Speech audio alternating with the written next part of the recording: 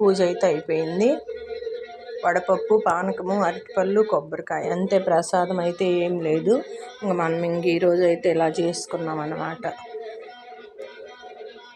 నైవేద్యాలు అయితే ఇంతవరకు ఏమి వండి అయితే ఏం పెట్టలేదు అన్నమాట.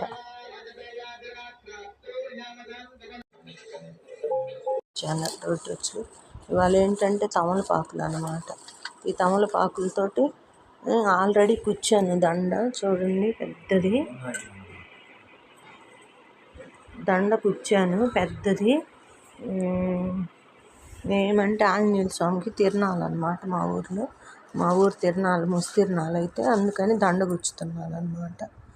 మా చెట్టు కొన్ని, మా ఫ్రెండ్ వాళ్ళ చెట్టు కొన్ని ఉంటే కోసుకొచ్చి చెట్లు బాగుంటాయి, ఎప్పుడు గుచ్చుతాను దండ, అందుకని ఇప్పుడు కూడా గుచ్చుతున్నాను. 6 దండ ఇద్ది మొత్తము. ఇప్పుడు ఆల్రెడీ 2 వంతులు గుచ్చాను, ఒక వంతు ఉన్నాయి, 3 వంతులు గుచ్చా.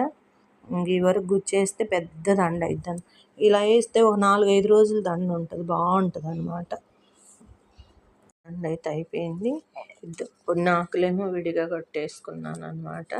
అంటే పక్కన ఆంజనేయ స్వామికి గూడు పెట్టడానికి, లేదంటే వాళ్ళకి ఇస్తే అక్కడ ఆకు పూజకి పెడతారనమాట. అందుకని చూడండి, పెద్ద దండ కట్టాను అనమాట. చాలా బాగుంది, సూపర్ అంటే సూపర్గా ఉంటుంది. ఈ దండ 3-4 రోజులుగా ఉండొచ్చు అనమాట. మెడలో చక్కగా చిక్కగా బాగా చిక్కగా గుచ్చుతాను అనమాట ఇప్పుడు.